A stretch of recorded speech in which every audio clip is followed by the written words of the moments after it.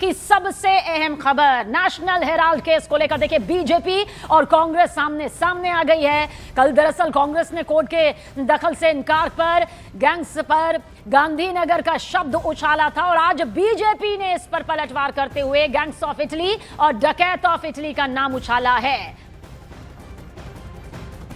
सोनिया गांधी जी और Rahul Gandhi they are accused in this trial and they are out on bail. आज भी वो बेल पे बाहर हैं 420 करने के आरोप पर। वो मामला है अभी, और ये कहना गलत नहीं होगा कि सबसे भ्रष्टाचारी परिवार पूरे विश्व में राजनीति में कोई है तो वो नकली गांधी परिवार है। 3 सदस्य, सोनिया गांधी जी बेल पे बाहर, राहुल गांधी बेल पे बाहर, रॉबर्ट वाड्रा बेल पे बाहर। ये बेलगाड़ी है, बेलगाड़ी, जैसा आदरणीय प्रधानमंत्री जी भी कहते हैं। और देखिए ये 3 तस्वीरें भी इस वक्त आपके सामने। आप समझिए किस तरह से सोनिया गांधी, राहुल गांधी को नेशनल हेराल्ड केस में कहा जा सकता है कि कानूनी प्रक्रिया के तहत एक बड़ी राहत यहां पर जरूर मिली, जिसके बाद अब देखिए पक्ष विपक्ष यहां पर आमने सामने आ गया है। बीजेपी ने बाकायदा प्रेस कॉन्फ्रेंस करते हुए आपने सुना भी कि सभी तो बेल में है, चाहे सोनिया गांधी हो, राहुल गांधी हो, रॉबर्ट वाड्रा हो। हालांकि इस बीच आपको यह भी बता दें कि gangs of Gandhinagar versus gangs of Italy जरूर आमने सामने बयानबाजी के तौर पर आया। और कल देखिए कांग्रेस के पवन खेड़ा ने हेराल्ड को लेकर गैंग्स ऑफ गांधीनगर क्यों कहा और इस पर बीजेपी ने कैसे रिएक्ट किया, अब वो भी आपको दिखाते हैं। ये साजिश इसलिए रची जा रही है कि कैसे राहुल गांधी को हतोत्साहित करें, डिस्करेज करें, उनको रोकें।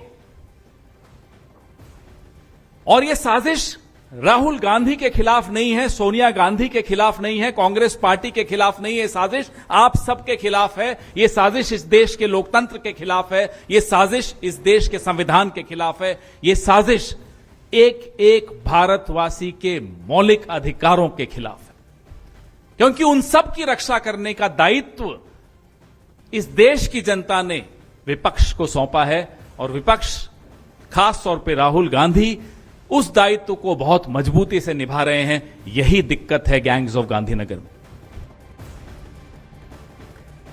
वक्तव्य दिया गया gangs of Gandhinagar, gangs of Gandhinagar.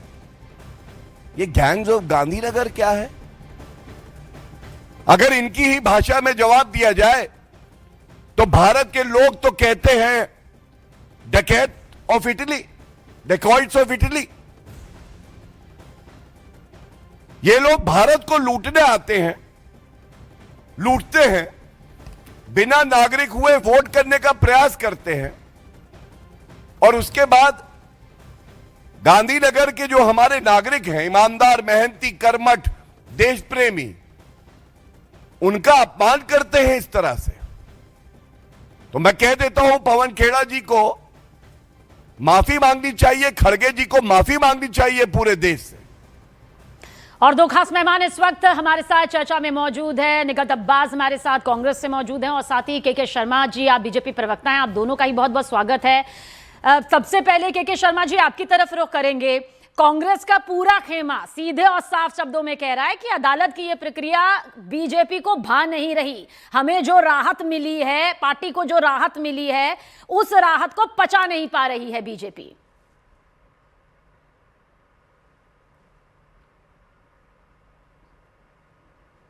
Congress party इतना जो ढोल पीट रही है, मिठाई बांट रही है, किस बात पे बांट रही है? पहले तो इन्होंने लगाया कि साहब विपक्ष को दबाने की साजिश है। मुझे आश्चर्य है सबीना जी कि यह मामला तो जब तब तो राहुल गांधी। के शर्मा जी आपके पास आएंगे, जरूर आएंगे, लेकिन निगत अब्बास, यहां पर बीजेपी ने साफ तौर पर यह कहा है कि सोनिया गांधी जमानत पर है, राहुल गांधी जमानत पर है, रॉबर्ट वाड्रा जमानत पर है। फिर ये कांग्रेस इतना खुश क्यों हो रही है? कानूनी प्रक्रिया है, अभी तो आगे बढ़नी बाकी है। तो बीना जी, जैसे मेरे बड़े भाई हैं के भाई का कैमरा अटक अटक के चल रहा है ना, वैसे इनकी सरकार और सरकार का दिमाग अटक अटक के चल रहा है। राउज एवेन्यू कोर्ट ने स्पष्ट शब्दों में कहा है कि ये जो केस है, केस बनता ही नहीं है, क्योंकि एफआईआर ही नहीं है, क्योंकि प्राइवेट कंप्लेन पे ये निर्धारित था। और जो प्राइवेट कंप्लेन पर निर्धारित था, सुब्रमण्यम स्वामी ने अपनी ही कंप्लेन पर स्टे भी लगवा दिया था। तो गूंगे, बहरे और मौक सभी हैं। इन लोगों की आदत हो गई है विपक्ष के खिलाफ खामखा की कसीदे पढ़ने की और केस निकालने के। आज कोर्ट ने जब इन्हें फटकार दिया, इन्हीं को बता दिया कि नहीं नहीं ऐसा कुछ नहीं है और जरूरत भी नहीं है, और अभी तो हमें केस को देखना पड़ेगा और ऐसा कुछ एफआईआर भी नहीं है, तो कोई पीएमएलए का केस बनता नहीं है और ना ही इसमें कोई घोटाला हुआ है। 36 घंटे 8 घंटे इन लोगों की ईडी ने, जो ईडी इनके इशारों पे चलता है, उन्होंने सवाल जवाब पूछे, पर देखिए आज तक इनके पास ना कोई केस है, ना कोई सबूत है, ना कोई आधार है, ना कोई कच्चा चिट्ठा है, ना कोई पेपर है। 12 सालों से सिर्फ कसीदे पढ़ते हैं, नेशनल हेराल्ड। और यहाँ गौरव भाटिया बड़ी सीनियर प्रवक्ता अपने आप को बनते हैं। अरे सीनियर प्रवक्ता काहे कि जिन्हें इतनी शर्म नहीं है कि लीडर ऑफ ऑपोजिशन के बारे में किस प्रकार बात करनी चाहिए, एक वृद्ध महिला के बारे में किस प्रकार की बातें करनी चाहिए, जिनको ये बाहर विदेशी गर्रा रहे हैं, इनसे जरा पूछिए ना। ये वही लोग, लेकिन निगत जी, निगत अब्बास, यहाँ पर एक सवाल ये भी खड़ा हो रहा है कि ठीक है, कानूनी प्रक्रिया के हिसाब से जरूर अदालत ने इस मामले को आगे लेने से इनकार कर दिया हो, इसे निजी शिकायत का बताया हो, लेकिन बीजेपी कह रही है कि मामला खत्म थोड़ी हुआ है, शिकायत लेने से मना किया है ना। अब ईडी आगे भी अपनी कार्रवाई करेगी, कोई मजबूत केस यहां पर खड़ा हो सकता है, नई चार्जशीट यहां पर दाखिल हो सकती है। बड़ी कमजोर है सबीना जी ईडी और इनकी सरकार, जो 12 सालों से कुछ नहीं कर पाई है। तो कहते हैं बड़ा 2000 करोड़ का घोटाला हुआ, इतना बड़ा घोटाला हुआ है, मनी लॉन्ड्रिंग हुई है, पैसा इधर का इधर। अरे 12 साल से तुम अगर ये नहीं निकाल पाए तो खाक सरकार चला रहे हो। सरकार चलाना उसे कहते हैं कि तुम 6 महीने में केस को रफा दफा कर दो और दिखा दो कि हाँ हमने देखो ये सारे कच्चे चिट्ठे। के शर्मा जी क्या कहेंगे आप? देखिए सीधे सीधे आरोपों की बौछार है कि इस राहत को बीजेपी पचा नहीं पा रही है। गैंग्स ऑफ गांधीनगर यहाँ पर सामने आ रहा है। आखिर इतने सालों से क्या कुछ चल रहा था, कोई मामला ही यहाँ पर नहीं था। ये तमाम आरोप हैं आप पर। नहीं, मैं कांग्रेस की प्रवक्ता का उत्साह देख के जो है मुझे बहुत आश्चर्य हो रहा है। मुझे समझ नहीं आ रहा है कि ये कोर्ट का कल जो फैसला है उसे पढ़ के आई भी है या नहीं आई।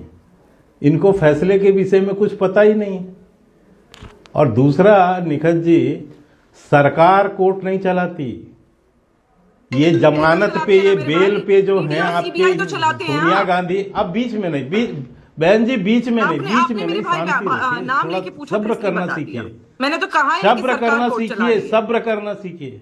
बहुत सब्र है मेरे भाई। आपने कहा ना कि 6 महीने में रफा दफा कर देते। अब भैया अब ये बदतमीजी है, मैं इसमें क्या बोल सकता हूँ। शर्मा जी अपनी बात पूरी करिएगा।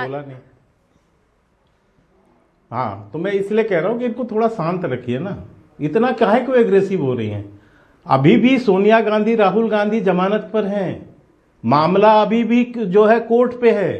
कल केवल इतना कहा कोर्ट ने कि टेक्निकल कारणों से हम जो है ईडी का चार्जशीट अभी एक्सेप्ट नहीं कर सकते, लेकिन यह भी कहा साथ में कि ईडी अपनी जांच जारी रखे।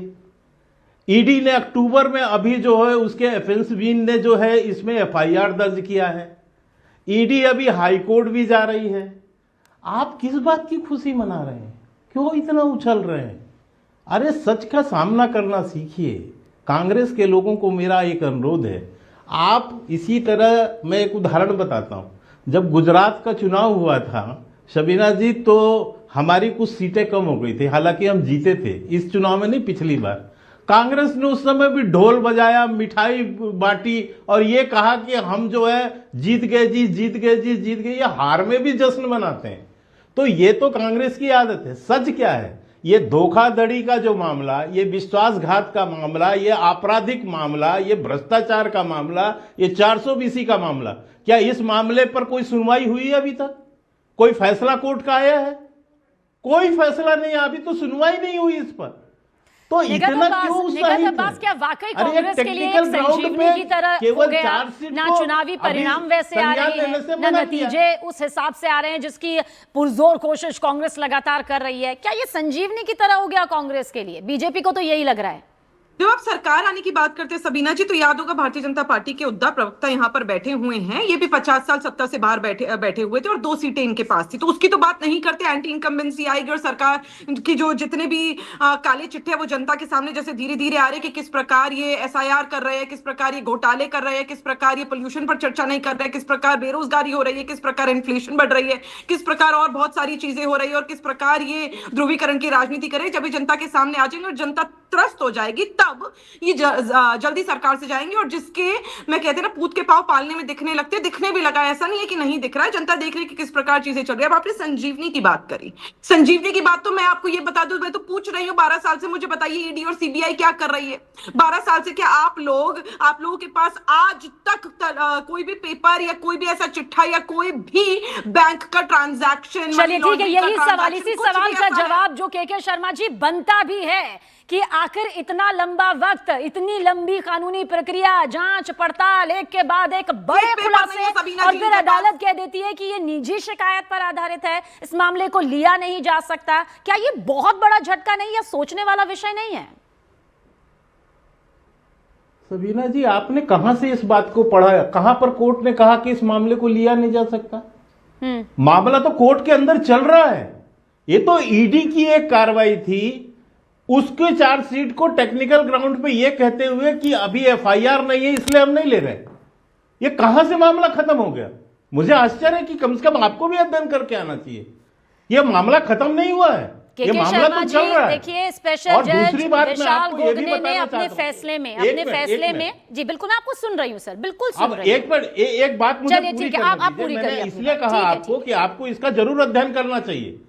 अध्याय के साथ आए हैं के शर्मा जी, अध्याय के साथ आए हैं, पर हम ये कह रहे हैं कि कुछ सच जो देश के सामने हैं वो सबको अपनाने चाहिए। स्पेशल जज विशाल गोगने ने क्या कुछ अपने फैसले में कहा, उसकी पूरी फहरिस्त हमारे पास है। ईडी यानी कि प्रवर्तन निदेशालय की मनी लॉन्ड्रिंग के आरोप पत्र पर संज्ञान लेना कानून के हिसाब से गलत है। ये मैं नहीं कह रही, ये ना कांग्रेस कह रही है ना बीजेपी कह रही है, ये यही सामने आया।